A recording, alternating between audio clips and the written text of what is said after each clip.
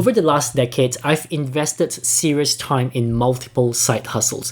I developed mobile apps because I could code, I managed a restaurant on weekends, I tried network marketing where I learned about sales and prospecting, and now I run this YouTube channel. What separates my experience from most is commitment. I've dedicated at least 2 years to each venture, sometimes running multiple simultaneously. After all this time, I've noticed patterns in what makes side hustles succeed or fail.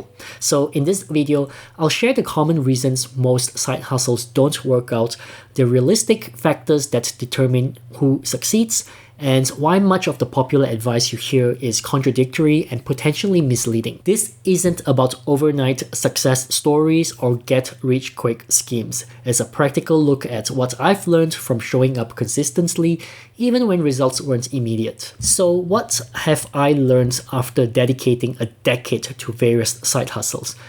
I've identified several consistent patterns that caused most side hustles to fail regardless of the industry. The first pattern is complacency. When I was developing mobile apps, I noticed something interesting. The market doesn't wait for perfection, it rewards speed. I spent 6 months meticulously building my first app, making sure every feature worked flawlessly. By the time I launched, there were multiple competitors who had already released similar products with basic functionality. They gained users, collected feedback, and improved quickly. Meanwhile, I had a perfect app that nobody knew existed. The lesson here wasn't to release sloppy work. The lesson was that forward momentum matters more than perfection. Your initial version just needs to be good enough to start building up the momentum. The second pattern I observed was treating side hustles either too much like a job or too much like a hobby. When you approach it like a job, you're working for hours rather than results. You put in your time, feel good about the effort, but don't necessarily advance forward. And I did this with my restaurant gig. Showing up reliably but never thinking strategically about how to leverage that experience into something more to create new opportunities for myself. Conversely, treating it like a hobby means you only work when inspiration strikes, right? Your commitment wavers based on how you feel that day. No real business grows this way. The third pattern is what I call sitting on the fence. This is when you tell yourself, if it works, great. If not, whatever. This mindset creates a subtle self-sabotage mechanism. Without full commitment, you unconsciously leave escape hatches in your planning. You don't invest fully in learning or building systems because you are prepared for failure. I spent 2 years in network marketing with this exact mindset. I did the activities half-heartedly, partially because I'm bad at selling, which predictably led to mediocre results, which then reinforced my lukewarm commitment. I do learn a lot out of that experience, but no doubt I underperformed on that one. Fourth is the constant pursuit of new opportunities before properly developing existing ones.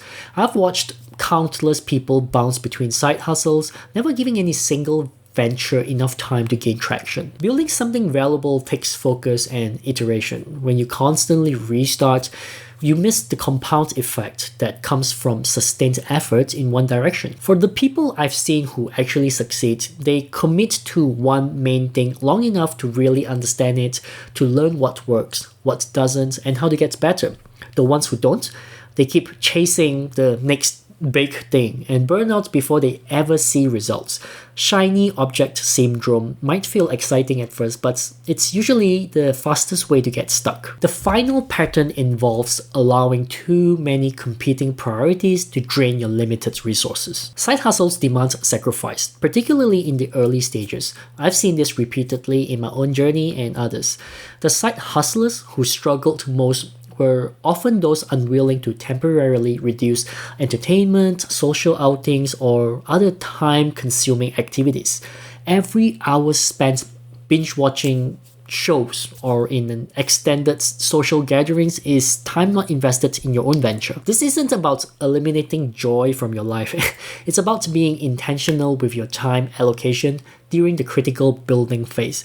The most successful side hustlers I know made deliberate choices about what to temporarily put on hold and stick to it. So those are the 5 patterns I identified in why side hustles fail, but I've also identified successful patterns that finally turn a side hustle into a new source of income. First is creating genuine urgency, not artificial deadlines, but a clear understanding of why this needs to work for you. During my app development phase, I hit a turning point when I absolutely hated my job, but I had to stay due to financial commitments. I knew I was tied down because of the income, so I told myself that I need to be in control of my own finances if I truly want to live a life of freedom. And then I went on my side hustles more than ever before. This isn't about panic or anxiety, it's about clarity. When you precisely understand what's at stake, whether it's financial freedom, career fulfillment, or family security, your decisions become sharper and more decisive. The most successful side hustlers I know can articulate exactly why their venture needs to succeed, not in vague terms, but with specifics that motivates consistent action. Second is delayed gratification. Most side hustles fail because people lack patience for results. When I started in network marketing, I watched people quit after 3 months because they weren't seeing the income they expected or promised for that matter. Meanwhile, the few who succeeded understood it would take 18 to 24 months of consistent activity before significant results materialized. Every sustainable side hustle I've built or observed follows a similar pattern. Minimal returns during the building phase, which is also the toughest phase, followed by a point where momentum takes over. You can't reach that point without pushing through the initial low return period. The market rewards patience more than talent. Accepting this reality from the beginning helps you calibrate your expectations and persevere when others quit. Third is maintaining a strong why. This goes deeper than urgency. It's about connecting your side hustle to your core values and long-term vision. My restaurant management experience initially provided extra income, but I grew to hate it because I didn't really align with my broader goals. In contrast, creating content on YouTube now connects directly to my desire to share knowledge and build an online business. Your why needs to withstand the inevitable challenges you will face. When you hit obstacles, and you will, a superficial motivation won't sustain you. The side hustlers who break through have reasons that transcend just making extra money. Fourth is finding what specifically works for your circumstances. Cookie cutter approaches rarely succeed because everyone's situation is unique. I failed repeatedly trying to follow standard advice that didn't account for my schedule, location, expertise, and natural strengths.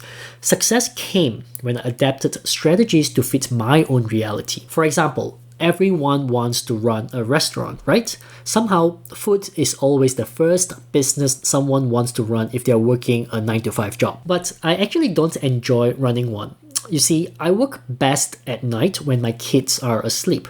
I work best in front of the computer. I get most excited seeing how social media can be used to build businesses, to create opportunities, all from the comforts of our own home. Your success formula needs to account for your unique schedule, workload capacity, geographical location, existing expertise, and personal circumstances. The most successful side hustlers customize their approach rather than forcing themselves into someone else's template. Finally, successful side hustlers understand the fundamental trade-off. Have fun now and suffer later, or work hard now and enjoy freedom later. Side hustles are typically about building financial security. You can spend freely today and work indefinitely to maintain that lifestyle, or you can redirect resources towards building assets that eventually generate passive income. I like to say that I live well below my means. The residual income I make from my job either goes into investments or to my YouTube channel while my friends enjoy expensive dinners and vacations. But 5 years later, those same friends were still in the exact same financial position while I had built multiple income streams. This isn't about complete deprivation, it's about strategic allocation of resources during the building phase. Every successful side hustler I know made conscious trade-offs, understanding that temporary sacrifices enable long-term freedom. I mean, look, there's no one-size-fits-all way to handle side hustles and life balance. We all want different things. Some people prefer to enjoy life now, travel more, buy nice things, go out with friends. They're okay working longer into their older years. That's a perfectly fine choice if it makes them happy. Others, like me, would rather put in the extra work now and build something that pays off later.